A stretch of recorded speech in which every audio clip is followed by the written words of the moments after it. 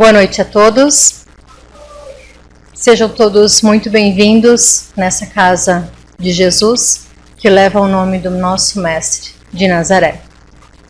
Cada um vem aqui hoje com o seu propósito, com as suas dores, com as suas dúvidas, com as suas angústias, com as suas alegrias, gratidão, e que os propósitos de que cada um veio aqui hoje possam ser nutridos pelas luzes que vêm diretamente do alto, diretamente de Deus, que preencham todos os nossos corações, daqueles que estão próximos a nós e também das nossas casas. Hoje nós vamos falar sobre a vida no plano espiritual. Para isso a gente precisa entender quais são os desígnios de Deus para as nossas vidas. O que Deus quer de nós? Deus quer que nós sejamos felizes e Ele nos espera lá na frente, porque Ele quer a nossa felicidade. Mas para que eu consiga a minha felicidade, eu preciso primeiramente controlar a mim mesmo. Controlar as minhas paixões, as minhas más tendências, para que eu consiga me elevar e para que eu consiga um dia chegar lá onde Deus quer que eu chegue, no plano espiritual superior. Então eu vou começar hoje a palestra falando uma frase de Jesus no Evangelho de João, capítulo 14, versículo 1 e 2. Diz assim: que o coração de vocês não se perturbe. Creiam em Deus. Creiam também em mim. Na casa de meu pai há muitas moradas. Na casa de meu pai há muitas moradas. Se não fosse assim, eu teria dito que vou preparar um lugar para vocês? Então, desde os tempos imemoriais da humanidade, os povos primitivos, eles buscavam essa conexão com o mais alto, com os deuses que vinham do céu, que traziam para eles conhecimento, que traziam para eles inovações, que instruíam eles sempre a serem melhores.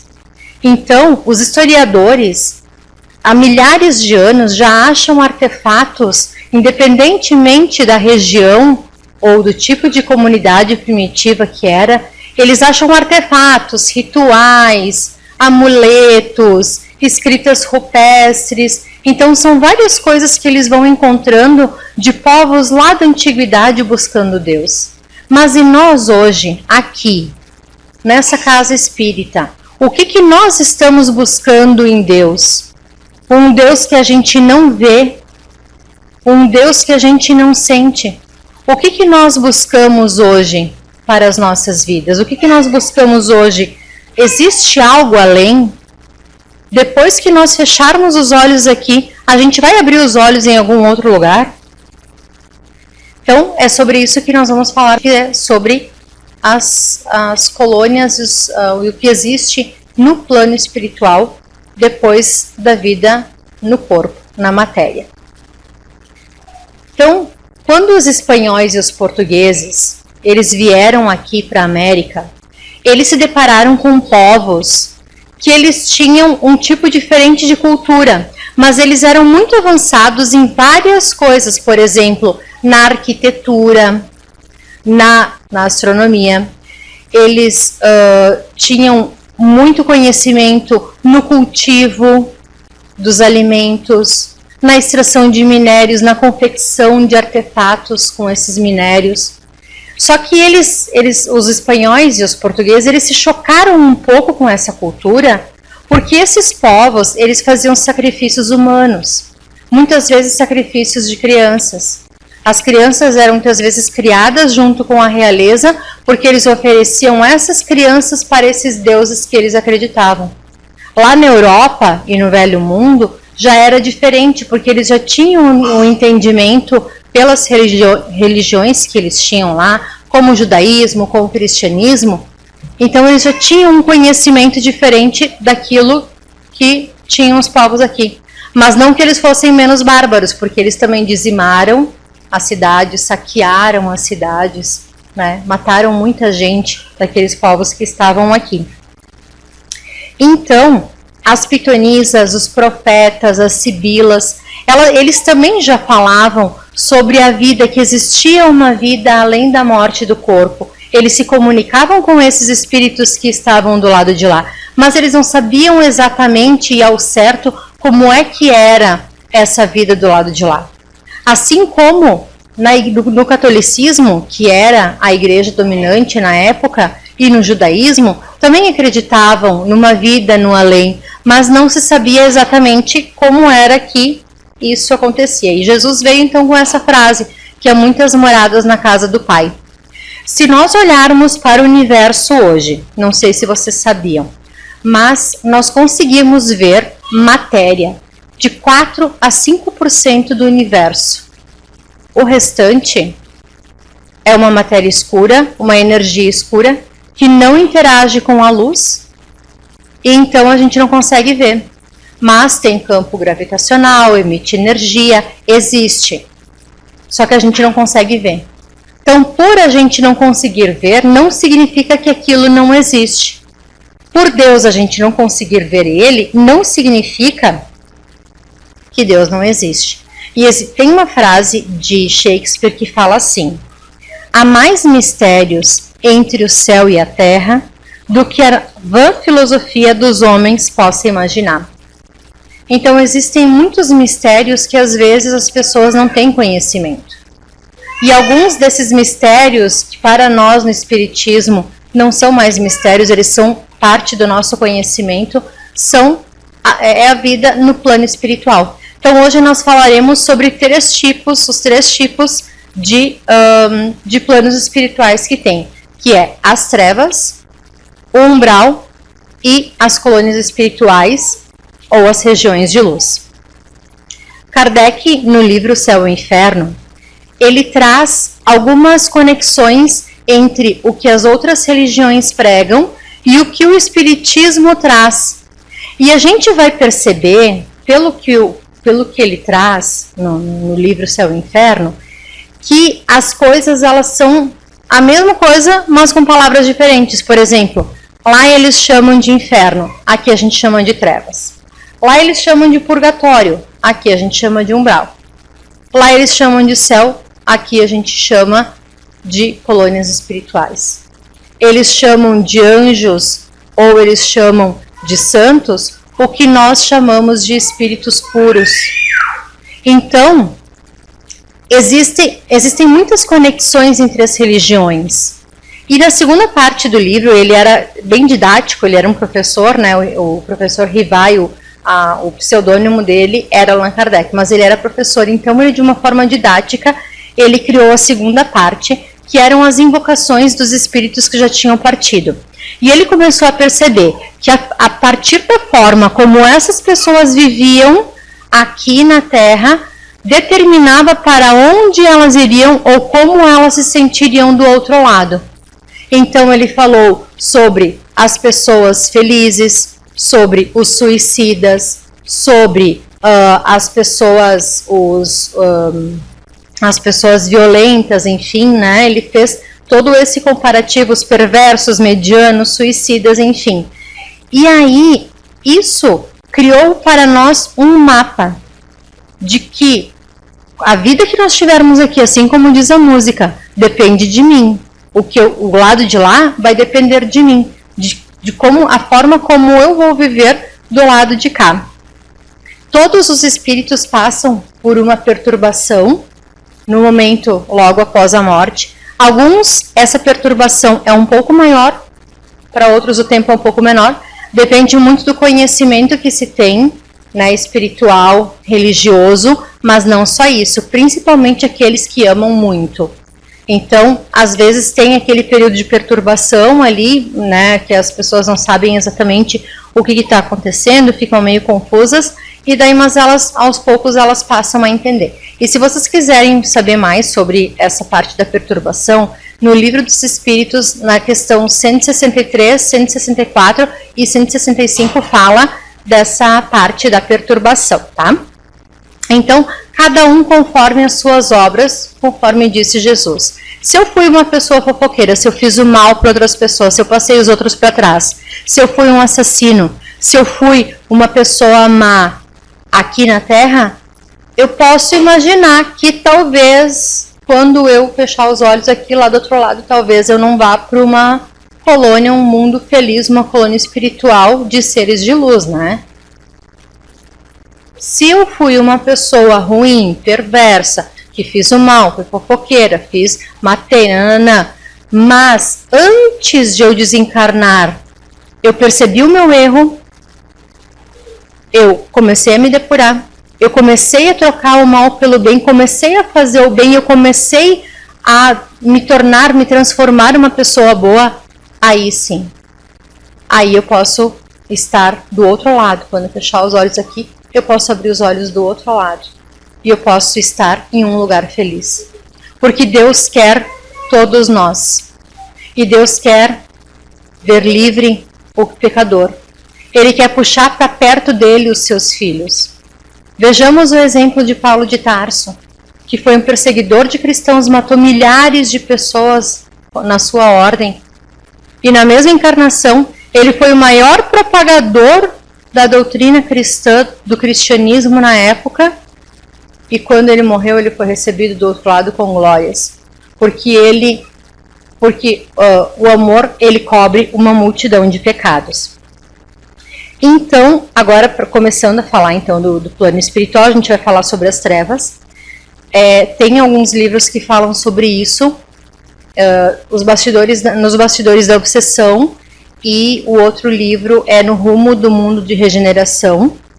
Eles são ambos do Manuel Filomeno de Miranda, pela psicografia do Divaldo Franco, e eles falam sobre essa região das trevas. É uma região densa, onde a luz do sol não entra, normalmente está localizada em cavernas, em abismos, no fundo do mar, em lugares ermos, em pântanos onde não tem acesso das pessoas, onde não tem a luz do sol. É um lugar que é extremamente organizado. Lá eles têm cidades também, tem circos, anfiteatros, tem praças, e eles são extremamente inteligentes, aqueles que dominam esses lugares. Existem os magos das trevas e existem aqueles que são subordinados às suas ordens. E eles fazem realmente o mal. E eles muitas vezes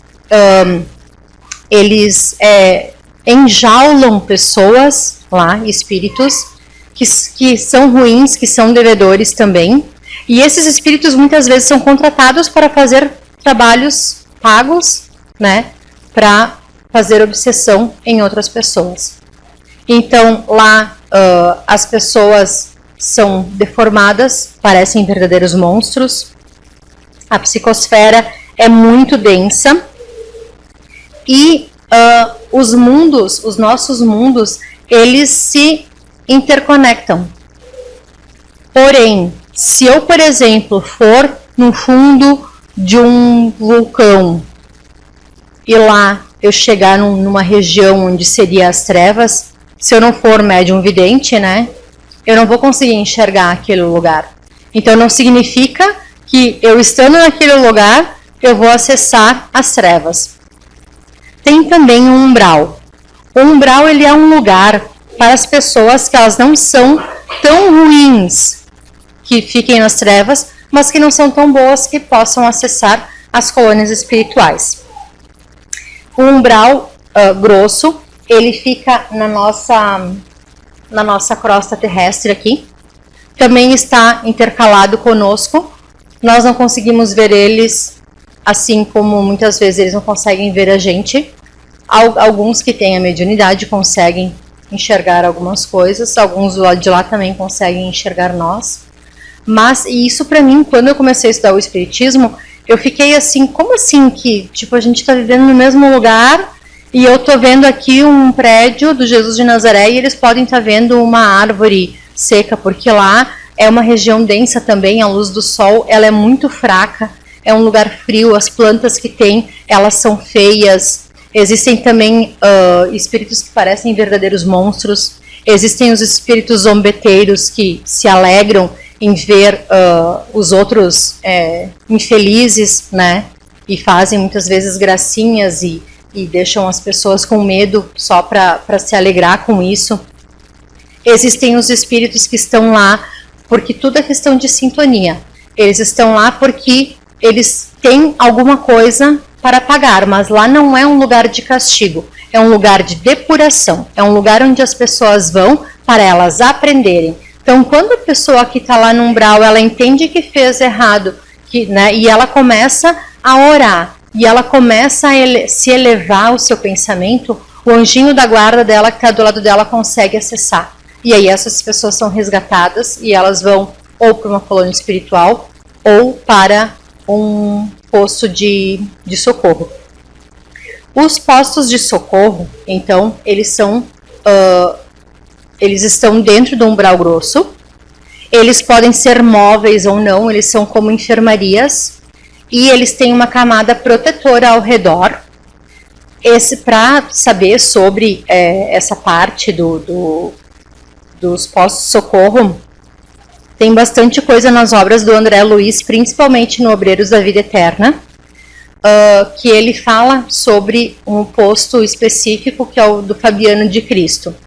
E é um posto que fica lá no meio do umbral resgatando aquelas pessoas que já estão, que já podem receber aquele auxílio. Mas só entra dentro do posto de socorro aqueles espíritos que já se arrependeram, que são bons. Os outros não conseguem entrar. Então, ali eles recebem todo o conforto, eles podem trocar de roupa, eles ganham uma sopinha, um caldo reconfortante, uma cama para dormir. Eles ficam ali um tempo como se fosse realmente uma enfermaria e depois de um tempo eles vão então para as colônias espirituais conforme seu merecimento. Também dentro do umbral existe o Vale dos Suicidas, que é o local onde ficam os espíritos que decidiram sair da vida pelas portas do suicídio. E aquelas pessoas que, assim como eu, tiveram amores, amigos, parentes, conhecidos, que cometeram esse ato impensado, a única coisa, e se alguma coisa de hoje da palestra ficar gravado na mente de vocês, na memória de vocês, é que nós somos imortais. Nós não morremos. Eles não morreram, eles vivem. E um dia nós nos reencontraremos. Eles precisam ficar lá para que eles consigam se depurar durante o tempo em que eles teriam até a sua desencarnação. Mas muitos são resgatados antes disso, se eles profundamente se arrependem do ato impensado que eles cometeram. Porque Deus, Ele ama a todos nós de forma igual. Deus é amor profundo e infinito, e Ele não deixa ninguém para trás. Jesus não vai deixar nenhuma das suas ovelhinhas para trás, Ele deixa 99 no pasto seguro e vai atrás daquela uma que se perdeu. Então, lá dentro do Vale dos Suicidas, existe um hospital chamado Maria de Nazaré, que ele é dirigido pela mãe de Jesus, pela Maria de Nazaré. Ela tem os seus servos, os servos de Maria, que eles vão pelos lados ali do Vale dos Suicidas, resgatando esses espíritos que já sofreram e que já podem ser resgatados. E lá eles recebem apoio, conforto, conhecimento, até que eles estejam prontos para vir numa nova oportunidade, numa nova reencarnação. Todos são resgatados a seu tempo. O que nós podemos fazer do lado de cá é não ficar chorando de revolta, com dor.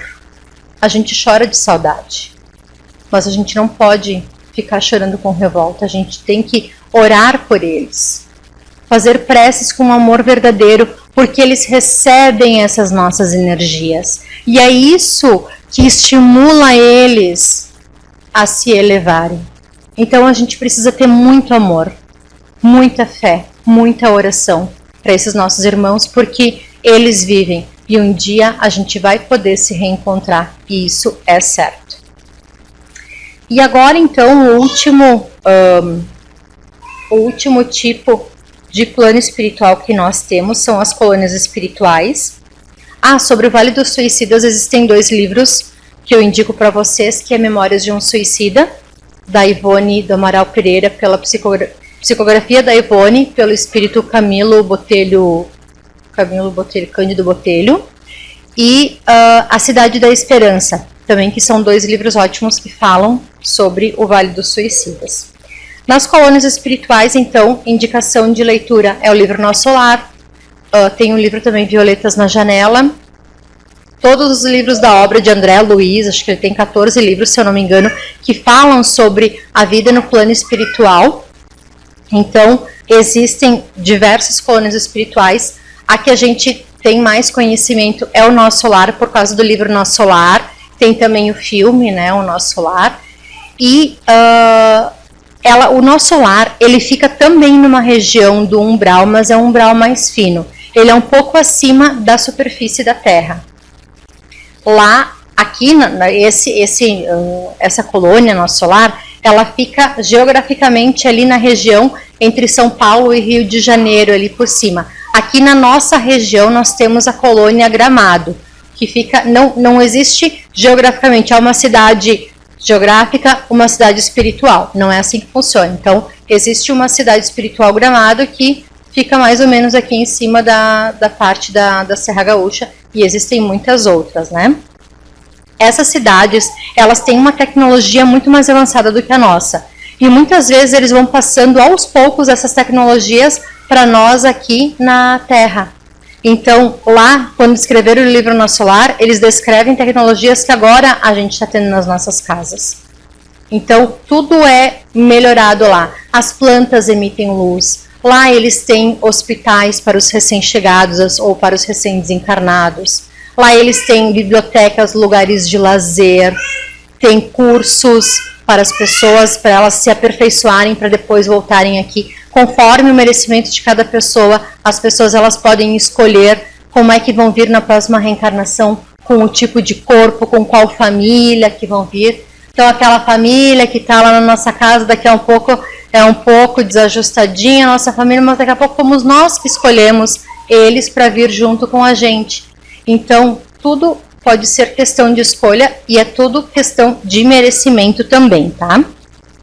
Eu fiquei um pouco chocada porque lá os recém-chegados, eles comem, tem todas as necessidades fisiológicas, né? Mas com o passar do tempo eles param de comer. Aí eu fiquei um pouco chocada porque eu não vou poder comer, vou ter que tomar caldo reconfortante, não vou poder comer pizza, né? Aí, isso. E a gente trabalha também do lado de lá, a gente não fica ocioso, né? Então, não é obrigatório trabalhar, mas se a gente trabalhar, a gente recebe um pagamento em bônus hora, que é um tipo de moeda, um meio de pagamento que eles têm lá, que é o bônus hora. Tem também uma hierarquia, mas diferentemente das trevas, que são os mais inteligentes e perversos, na região das colônias espirituais, os ministros e aqueles que estão acima, né, eles são pela elevação moral deles. Existem vários tipos de colônias espirituais em vários planos, então o Nosso Lar ainda está no umbral fino, são pessoas como nós, né, que têm ainda os seus defeitos, mas eles são mais bons do que ruins, então por isso que eles estão lá. E então, para a gente só encerrar, gostaria de falar para vocês que depende tudo da maneira como nós formos viver a nossa vida aqui na Terra. Deus espera nós lá do outro lado.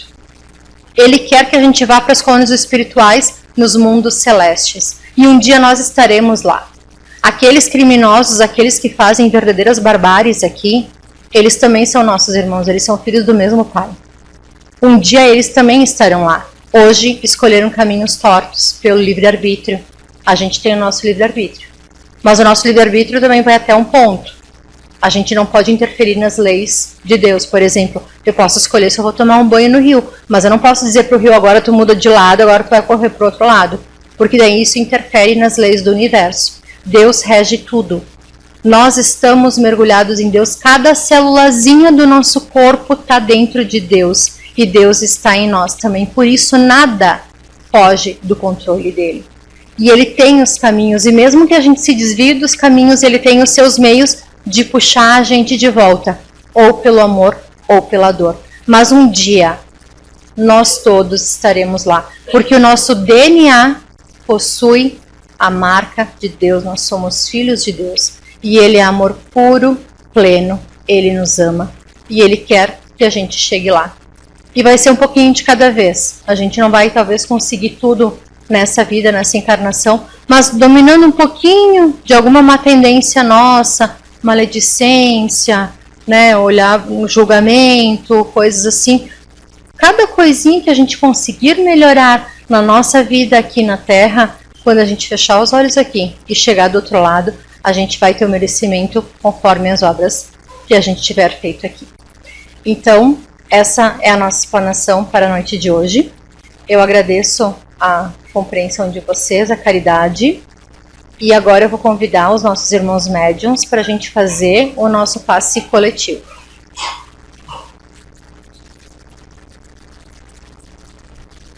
Senhor nosso Deus, nós te agradecemos profundamente por estarmos aqui nesta noite, por termos a oportunidade dessa encarnação, para que dessa vez a gente possa fazer certo. Somos os teus filhos, estamos em ti, como o Senhor também está dentro de nós. Agradecemos imensamente a nossa Mãe Maria, Maria de Nazaré, Maria Mãe do nosso Salvador, Maria que uniu a todos embaixo do seu manto de amor. Te pedimos, Maria Santíssima, que olhe por todos nós, por todas as nossas mães, por todas aquelas mulheres que nos cuidaram com o amor de mãe. Nós te agradecemos, porque tu foste exemplo para todas nós, como mulher, como mãe, como servidora, como verdadeira cristã. E nós te pedimos, Maria, nesta noite, que o teu amor de mãe adentre os nossos lares e os nossos corações, e que possamos ser gratos pela nossa vida, pela nossa fé. Que possamos ser gratos também pelos problemas que às vezes acontecem na nossa vida, porque eles são sinal de que estamos preparados para evoluir, que possamos evoluir para chegar do lado de lá mais felizes. Nosso anjo da guarda permaneça conosco hoje e por essa semana e para sempre, e que assim seja.